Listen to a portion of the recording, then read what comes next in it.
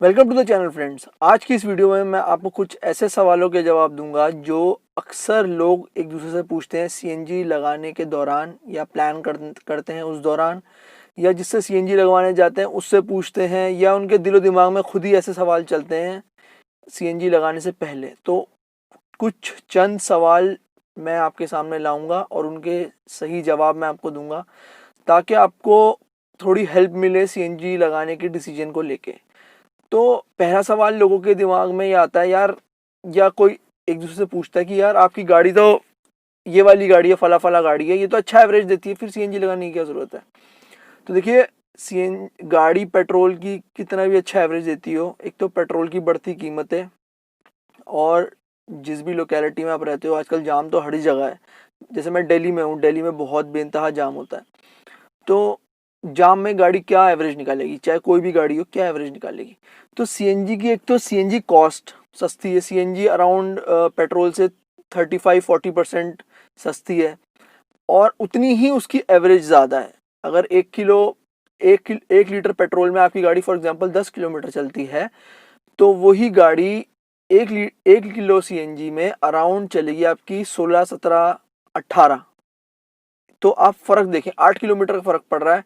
Petrol आपका जैसे दिल्ली में इस टाइम 70 है, और सीएनजी इस टाइम हो रखी है अराउंड 42 रुपीज़ पर केजी। तो वही, तो आप रेशो आप खुद ही कैलकुलेट कर सकते हैं कितना फ़र्क पड़ता है। तो ये वजह है कि आदमी पेट्रोल से सीएनजी पे स्विच करता है, एवरेज की वजह से। पैसे बचते हैं तो भाई किसको बुरे लगते हैं बचते हुए पैसे। दूसरा सवाल आता है कि इंजन की लाइफ कम हो जाती है। अगर आप सीएनजी लगाते हैं तो इंजन की लाइफ कम हो जाती है। तो देखिए, थोड़ी गाड़ी जो हमारी बनी है वो पेट्रोल के हिसाब से चलने के लिए बनी है। तो थोड़ी सी केयर, थोड़ी सी एहतियात आपको बरतना होगा। आपको बस इतना करना है कि जब आप गाड़ी चालू करें सुबह, तो उसे पेट्रोल पे चालू करें और थोड़ी दूर पेट्रोल पे चलाएं। इसका ये रीज़न है कि पेट्रोल जो है लिक्विड फॉर्म में होता है, और जो सीएनजी वो गैस फॉर्म में होती है। तो पेट्रोल का जो लिक्विड फ्यूम्स होते हैं वो थोड़े से ल्यूब्रिकेशन का काम करते हैं। तो जिस टाइम इंजन सुबह सुबह स्टार्ट होता है, तो उस टाइम ऑयल जो है गाड़ी का नीचे बैठा होता है। तो पेट्रोल के फ्यूम से उसको थोड़ी सी ल्यूब्रिकेशन मिल जाती है, जिससे कि इंजन की जो ड्यूरेबिलिटी या इंजन की जो लाइफ है वो कम नहीं होती। और जब आप गाड़ी बंद करें, जब आपको लगे भाई अब मेरे को कहीं नहीं जाना, फाइनली आप 5-7-8 घंटे के लिए आप गाड़ी कहीं पार्क करके जा रहे हो, तो आप उसे पेट्रोल पे ऑफ करो, ताकि उसकी जो सिलेंडर है उसमें पेट्रोल के फ्यूम्स रहें।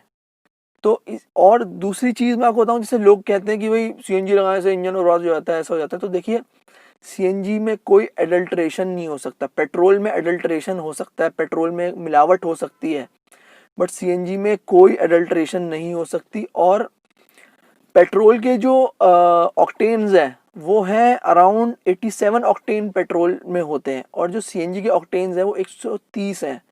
तो आप समझ सकते हैं कि सीएनजी की कंबस्शन की वैल्यू कितनी ज़्यादा है, उसके ऑक्टेन्स कितने रिच हैं। तो ऐसा कुछ नहीं है कि आपकी गाड़ी इंजन खराब हो जाएगा, बस आपको देखिए थोड़ी एहतियात तो बरतनी पड़ेगी। तीसरा सवाल आता है कि मेंटेनेंस कॉस्ट बहुत ज़्यादा बढ़ जाती है। तो ऐसा भी बिल्कुल नहीं है। बस हाँ, देखिए, आप पेट्रोल से सीएनजी पे स्विच कर रहे हैं, आपका इंजन बना है पेट्रोल पे चलने के लिए और आप सीएनजी पे चला रहे हैं, तो थोड़ा वेयर एंड टेयर बढ़ता है। सीएनजी पे असल में क्या है, इंजन थोड़ा ज़्यादा हीट होता है, तो ऑयल जो है, इंजन ऑयल, वो थोड़ा जल्दी ख़राब होता है।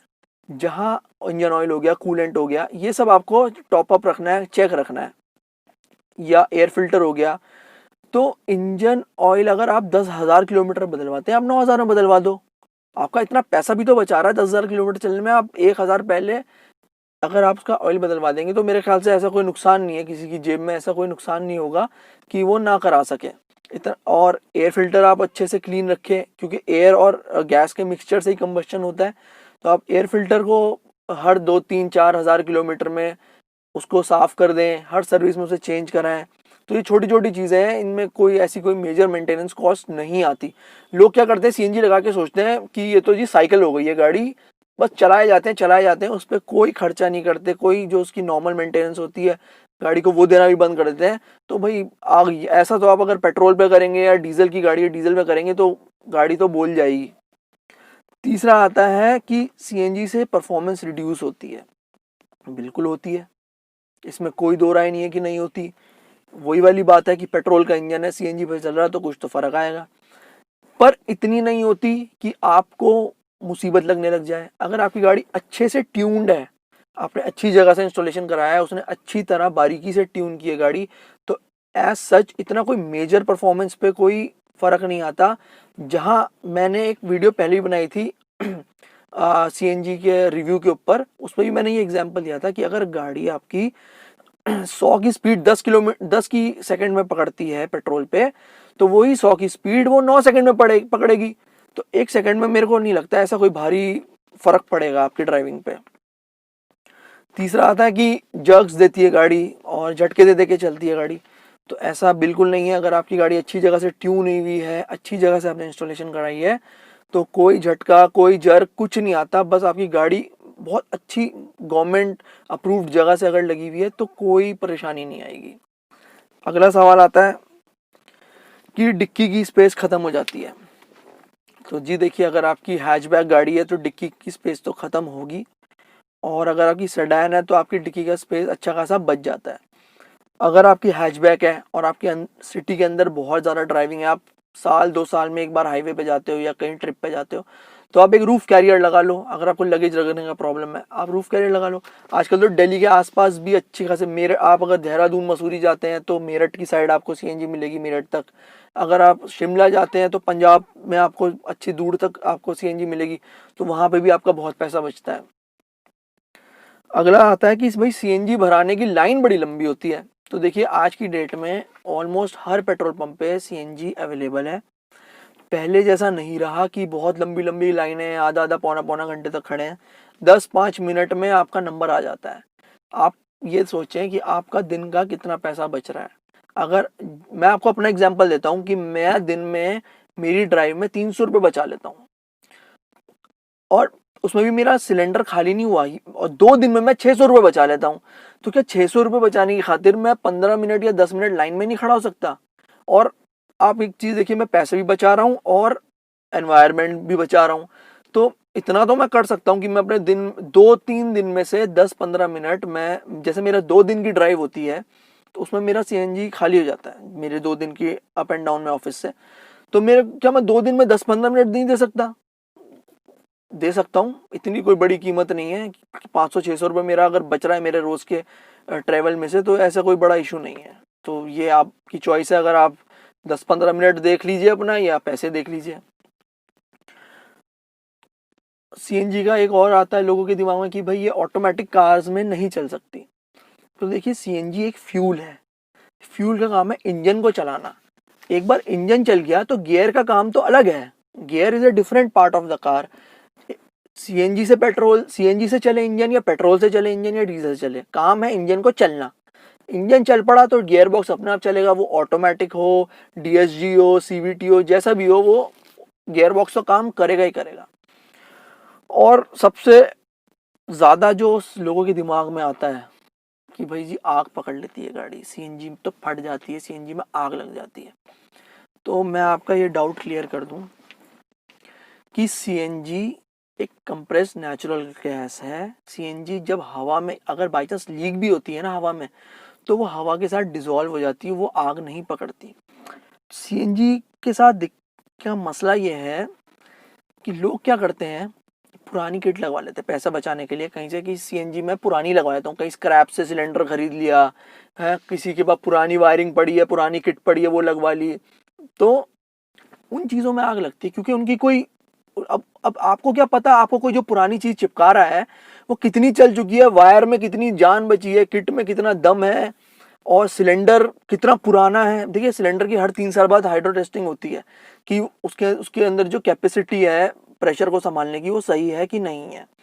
अब आपने एक पुराना सिलेंडर खरीद लिया, अब आप उसको लगा रहे हो, अब आपको क्या पता वो कितना पुराना है, कितने ज़माने से पड़ा हुआ है स्क्रैप वाले के पास, उसके अंदर क्या है क्या नहीं है, दम बचा।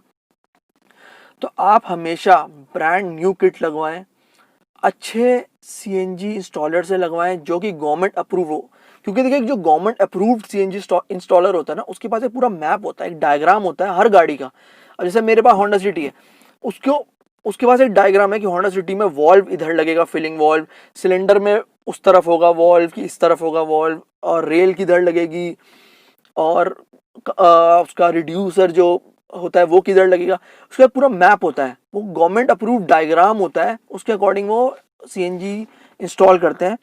तो जो आप नई लगवाएंगे ना उसमें कभी ऐसा कोई खतरा नहीं होगा कि जो आग लग जाएगी, और आग कभी भी सीएनजी में नहीं लगती, वायरिंग में लगती है बेसिकली। अगर आप पुरानी सड़ी हुई वायरिंग, कटी फटी वायरिंग अपनी गाड़ी में चलाओगे तो देखिए इसमें सीएनजी का तो कोई कसूर नहीं है, ये आप ही का कसूर है कि आप 2 पैसे बचाने के लिए अपनी जान से खिलवाड़ कर रहे हैं। तो ये थे कुछ चंद कन्फ्यूजन्स जो लोगों के दिलो दिमाग में होती है सीएनजी लगाने के दौरान, या सीएनजी लगा लिया हो और उनके दोस्त लोग उनसे पूछते हैं, दोस्त यार कन्फ्यूजन डालता है, यार तूने सीएनजी लगा लिया अब तो ये होगा वो होगा। तो इसके मैंने आपको सॉल्यूशन दे दिए। मैं आगे भी ऐसी और वीडियोस लाता रहूँगा जो सीएनजी से कन्फ्यूजन के बारे में, या सीएनजी की परफॉर्मेंस कैसे अच्छी हो। और मैंने पीछे भी कुछ वीडियोस बनाई है, उसके लिंक्स मैं डिस्क्रिप्शन में डाल दूँगा, और ऊपर आई बटन में भी आएगा कि क्या फ़ायदे हैं क्या नुकसान है, अब वो देखिए, उससे आपका कन्फ्यूजन बहुत दूर होगा। अगर आपको मेरी बताई हुई इन्फॉर्मेशन अच्छी लगी और आप चाहते हैं मैं आगे ऐसी और वीडियोस बनाता रहूं, तो आप मेरी वीडियो को लाइक करिए और लोगों में भी शेयर करिए ताकि उनकी कन्फ्यूजन्स दूर होती रहे। मेरे चैनल को सब्सक्राइब करिए और बेल आइकन दबाना ना भूलें ताकि मैं ऐसी और वीडियोस बनाऊंगा तो आप तक पहुंचती रहे। और अगर आपको कोई भी कन्फ्यूजन है सीएनजी से रिलेटेड या गाड़ी के किसी भी चीज़ से रिलेटेड, तो आप मुझे कमेंट करके ज़रूर पूछिए, मैं पूरी कोशिश करूँगा आपको बताने की। और यहाँ तक मेरी वीडियो देखने के लिए आपका बहुत बहुत शुक्रिया।